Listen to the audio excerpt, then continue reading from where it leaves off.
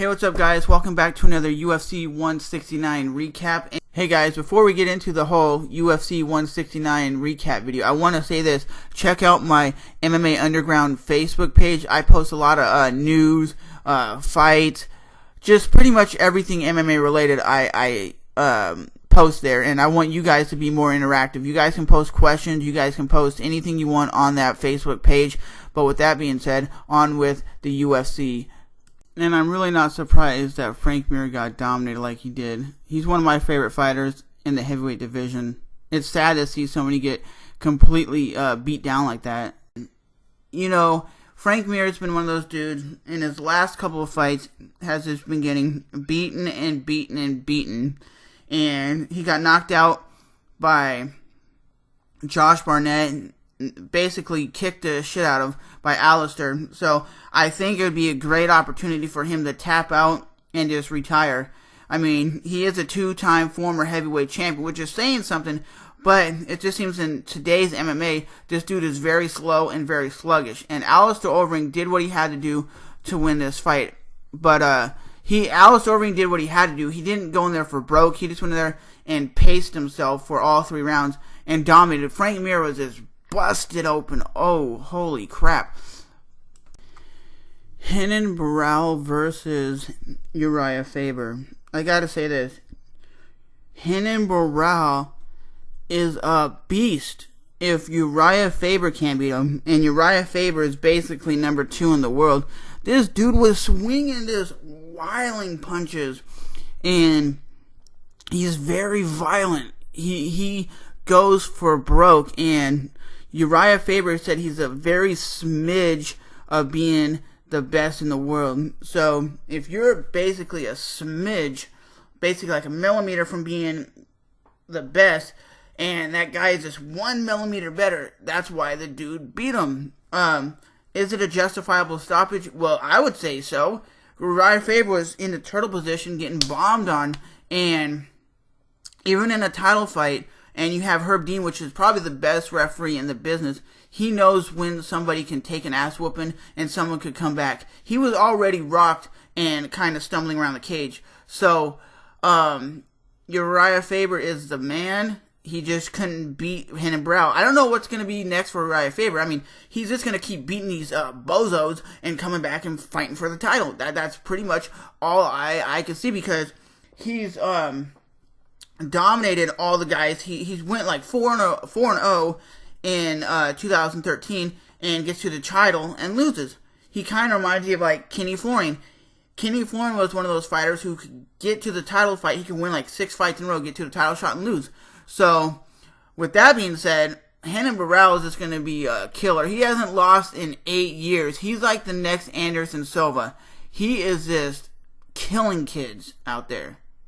You want to be an MMA fighter? Look at what this dude is doing. This dude is just stomping people's asses. He goes out there and finishes fights.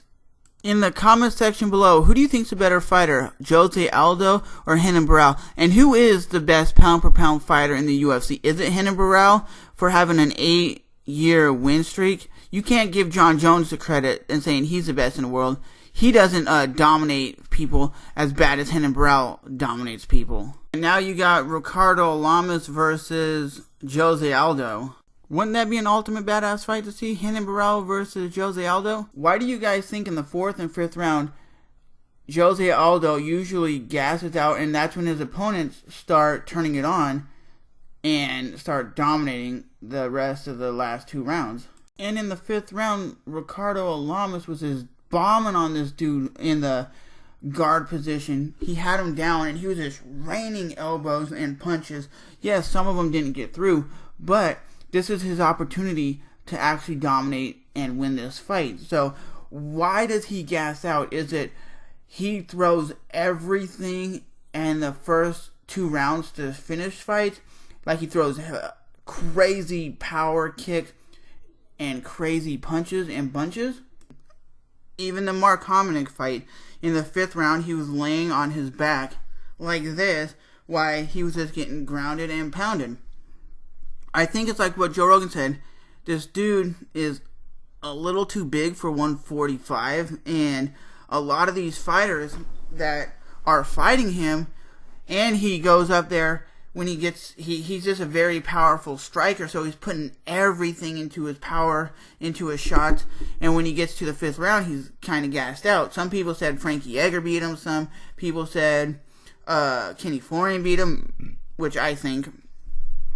Do you guys think, cause BJ Penn, you guys think BJ Penn in his prime could beat Jose Aldo right now? That is a tremendously badass dude. I'm not a fan of Jose Aldo, but the dude is a killer.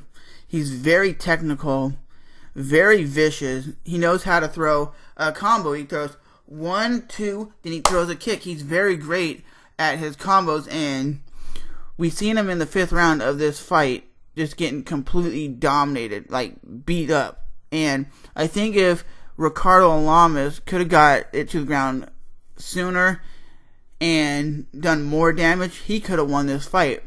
But with that being said, remember to rate, even if you hate, comment, subscribe. And what's next for Jose Aldo? Should he go up to 155 and start fighting beast? Yes, beast such as Benson Henderson, Showtime Pettis. You think he can beat these guys convincingly? But with that being said, I will definitely talk to you guys in the next UFC recap video. And remember, guys, I'll see you soon.